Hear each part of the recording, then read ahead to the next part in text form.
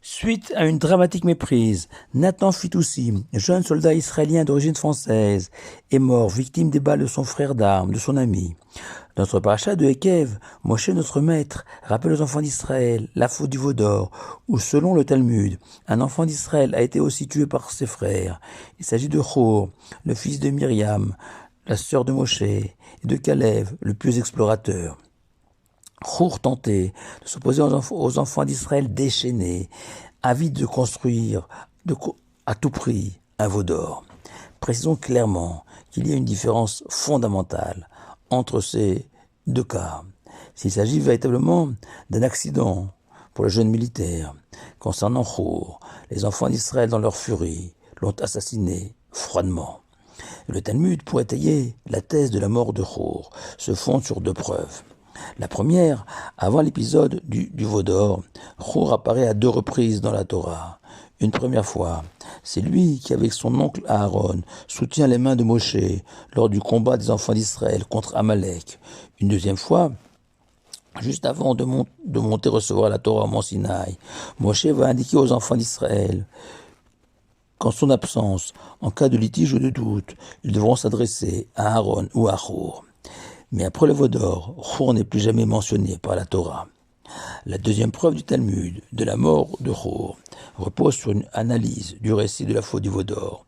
En effet, il est rapporté dans la paracha de Kitissa que peu après avoir édifié le veau d'or, Aaron a vu et Vaïven Misbéach. Littéralement, Aaron a construit un autel et a appelé les enfants d'Israël à célébrer le veau d'or le lendemain.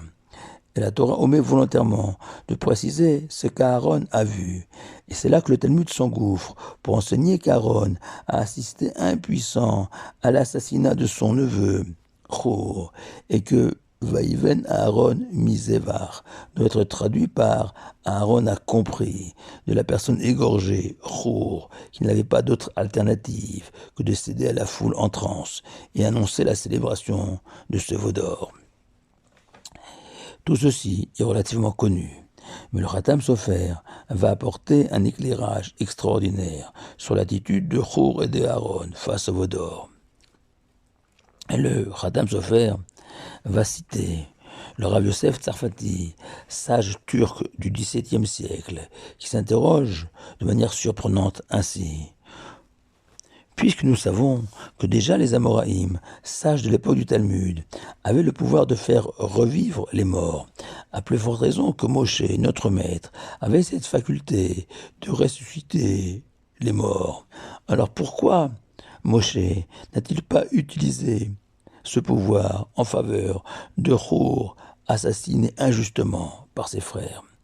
Et le Rav Yosef Tsarfati va répondre que Chour a refusé la proposition de Moshe de le ressusciter.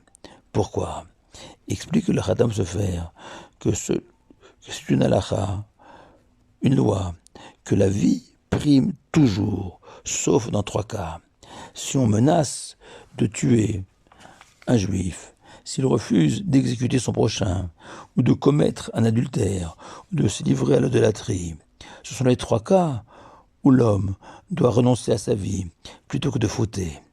Et c'est la raison pour laquelle Chour, qui était l'un des deux responsables des enfants d'Israël en l'absence de Moshe, a préféré se laisser tuer plutôt que de participer à un culte idolâtre. Dès lors, Chour a refusé d'être ressuscité, car il a offert sa vie à l'Éternel, conformément à la halakha. Et Chour n'a pas voulu reprendre son offrande. Et le Khatam Sofer poursuit son raisonnement et s'interroge. Si c'est ainsi, pourquoi Aaron, lui aussi, ne s'est pas laissé tuer, comme Chour, pour respecter la loi juive? Et cet immense sage hongrois va nous révéler qu'il y a plus grand dans le monde des mitzvot, des bonnes actions, que de donner sa vie, son corps, pour une mitzvah, comme l'a offert Chour. Il y a le fait de donner non seulement son corps, mais aussi son âme à Dieu. Le sacrifice d'Aaron, qui a réfléchi ainsi. Si je donne ma vie, mon corps, comme la halakha l'exige, c'en sera fini de l'histoire des enfants d'Israël. Car moi, non seulement je suis un prophète, mais aussi un Kohen, et me tuer serait un péché irréparable, comme l'écrira plus tard le prophète Zacharie. Je préfère donc, a conclu Aaron, sa réflexion, ne pas respecter la halakha, fauter volontairement, ce qui équivaut à offrir son âme, puisque tout péché la souille, et ainsi sauver les enfants d'Israël de la disparition s'ils m'assassinaient. Et Aaron a même accepté, écrit le Khatam Sofer, que la Torah écrive pour l'éternité le veau d'or qu'Aaron a construit, infamie pour un géant de la dimension d'Aaron. Et par ce mérite de son amour des enfants d'Israël, ajoute le Khatam Sofer, Aaron a été récompensé et est devenu le premier Kohen Gadol, grand prêtre de l'histoire, cet homme chargé de nous bénir, de nous servir, d'être notre ambassadeur auprès de l'Éternel. Et comment accomplir toutes ces tâches si on n'est pas imprégné d'un amour infini pour son peuple? Et je ne résiste pas à la tentation de présenter la vision mystique de la mort de Chour pour les amateurs de Gilgulim, de réincarnation des âmes. En effet, écrit le Harizal, géant de la Kabbale, que les trois fils de Terach, qui lui-même s'est repenti à la fin de son existence, Avram notre patriarche, Nachor et Haran, avaient commission sur terre de réparer le péché originel du fruit défendu. Et si Avram s'est acquitté de sa mission avec succès, Haran, le père de notre matriarche Sarah, et Nachor, le grand-père de notre matriarche Rivka, eux, ont échoué. Pour cette raison, Haran s'est réincarné en Aaron. Remarquez que les noms sont voisins. Aaron, c'est Haran, avec un Aleph en plus, le 1, comme la foi en Dieu, dont Haran n'a pas fait preuve lorsqu'il a refusé de se jeter dans la fournaise ardente immédiatement, comme Avram, son frère. Tandis que Nachor, véritable idolâtre, lui s'est réincarné partiellement en Chour, ce qui explique l'absence du Noun de Nachor dans le nom de Chour. Et véritable joyau kabbalistique, la figue dont les feuilles ont servi de vêtements à Adam et Ève juste après la faute, se dit Théna en hébreu, dont les 4 lettres forment les initiales de Terach, Avraham, Nachor et Haran.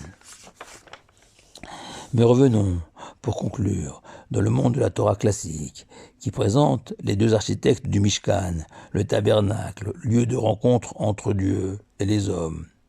Pour le premier, Aholiav, fils d'Achisamar, le texte se limite à évoquer son père, tandis que pour le second, Betzalel, la Torah remonte à son grand-père et écrit « Betzalel, fils de Hori, fils de Chour », comme pour souligner que le sacrifice de Chour n'a pas été vain.